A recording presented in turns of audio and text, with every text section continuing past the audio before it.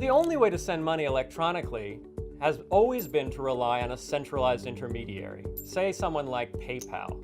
And what PayPal does is it keeps track of the amount of money that I have in my account, say I loaded it from my bank account or I got paid by another PayPal user.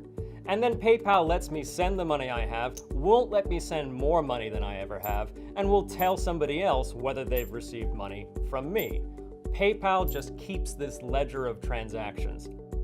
So with PayPal, there's one ledger, and it's held by a company, PayPal. In the Bitcoin network, that ledger is distributed across every participant. So anybody who's connecting to the network has a copy of it on their computer, in full, going all the way back to the history of the network when it was first created in 2009.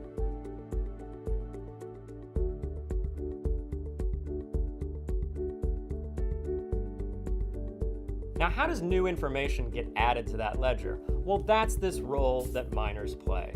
They listen for transaction messages that are validly signed on the network, and they bundle them into what we call a block.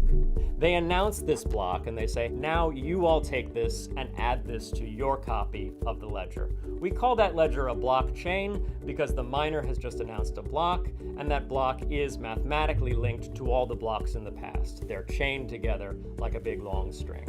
What they're doing is providing a public good. They're relaying transactions, validating signatures, putting them into a block, adding that block to the blockchain, and distributing that to all the people on the network. They're given a reward by the network for performing this public good.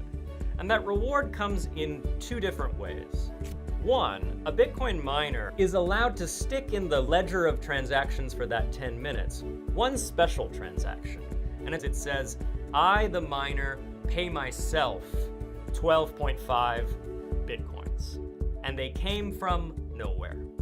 This is the only time on the Bitcoin network that anyone is allowed to ever have a transaction that didn't have any inputs, that literally created money out of thin air. At some point, somebody started calling this activity of getting new Bitcoins by providing this public good on the network mining. It's like digging into the side of a mountain and getting gold.